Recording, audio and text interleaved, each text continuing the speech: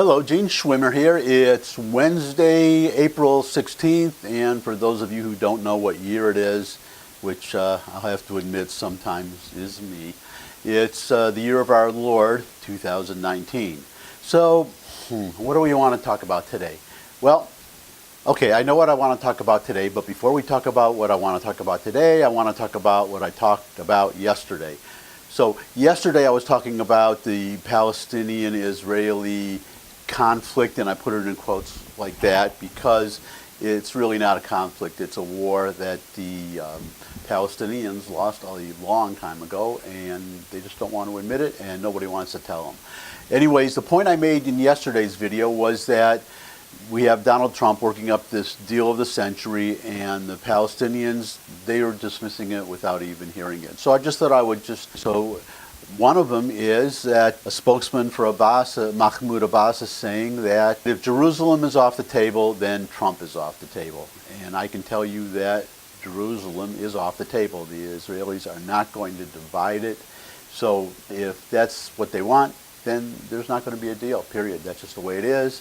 But they did say, just about the same time as they said that every deal is off the table, they said, or somebody said, that they would agree to do what Benjamin Netanyahu has been offering to do for, well, since he's been prime minister, which is to sit down without preconditions and to negotiate. And they said they would, but on the condition that Vladimir Putin, the Russian president, makes the invitation. So I guess they just don't want to deal with Donald Trump. That's a big mistake. I can see how they feel. I mean, I'm happy to deal with Trump, but I'm a Republican, and or mainly, well, I don't belong to a Republican Party anymore, but that's the way I lean. I'm conservative. But a lot of Democrats don't want to talk to him either, which brings us to the Democrats, and that's what I do want to talk about today. This is today's subject. One of the things I try to do in these videos is to bring an insight or bring up something that other people have not brought up, because usually, well, I hope to get into non-political areas too. I want to have some variety here, but there's certain issues of the day, and you have a news event, and then everybody talks about it, and a lot of people just say the same thing, or you've already heard it before. You don't need me just to throw my voice in there with a new opinion. So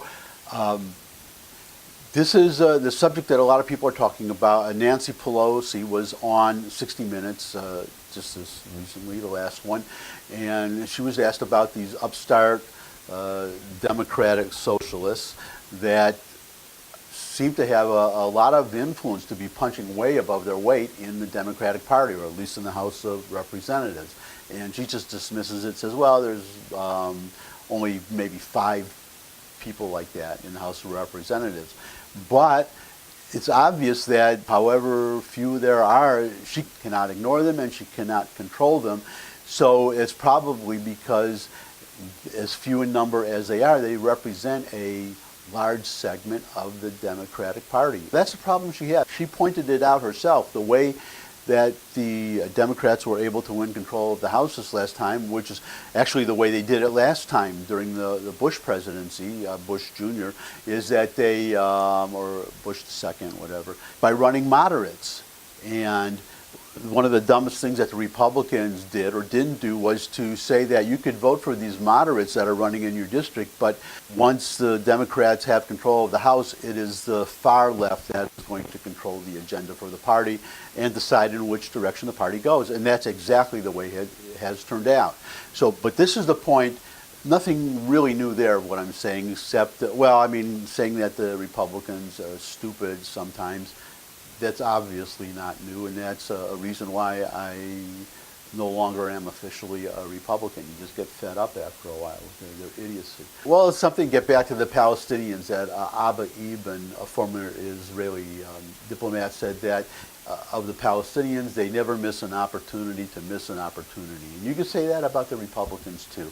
Anyways, I'm starting to wander. I want to get to Pelosi, and the debate seems to be how much control she has over the House of Representatives, or what happens there, because you have, for instance, you have an out-and-out, no doubt about it, anti-Semite, Ilhan Omar. She's on the Foreign Affairs Committee, which deals with Israel.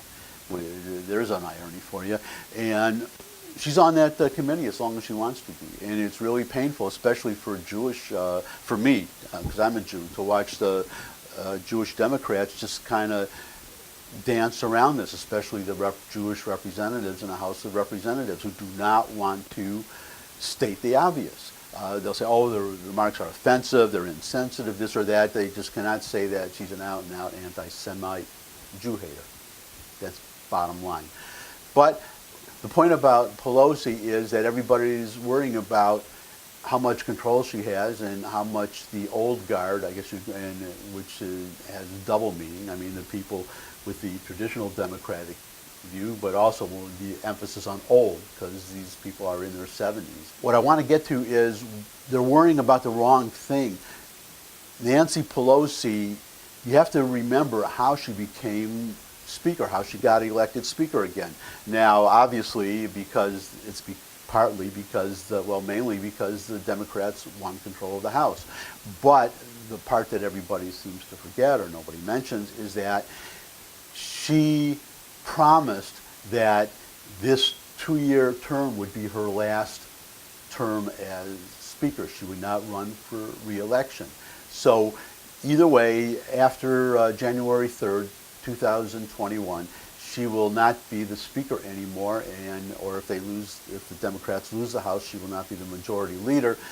So obviously, if she holds no position like that, after 2020, she will have no control over, she'll have no, I mean, if I were her, and she probably will because of her age and her loss of authority, she'll probably just retire and not even be in the House of Representatives at all.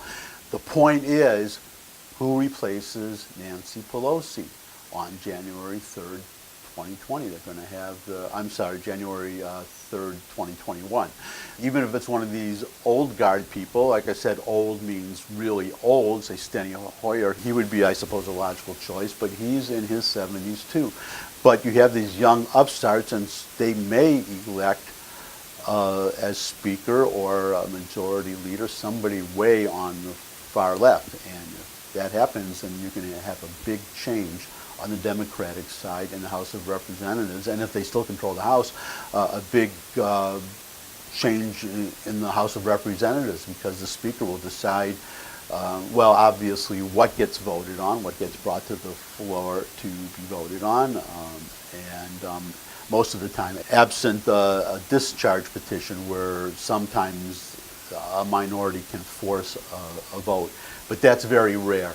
And the Speaker definitely will be selecting who sits on committees and who is the chairperson of these committees.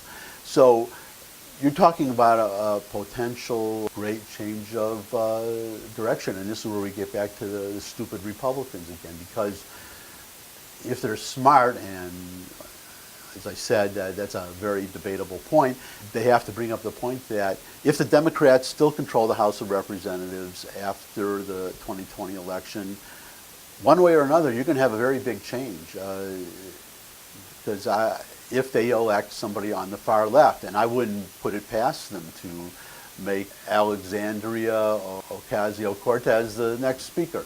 So, I mean, it might not go that far because, on second thought, who knows? But the point is that whoever has the title of Speaker, it's basically going to be Alexandria Ocasio-Cortez, Rashida Tlaib, and Ilhan Omar on one side, and on the other side, Mitch McConnell in the Senate. So we'll see what kind of legislation comes out of that kind of clash. I predict nothing. So, we'll see what happens. Anyways, that's it for today. I will see you all again as soon as I'm able. Hopefully tomorrow, but as soon as I can. Okay? Bye.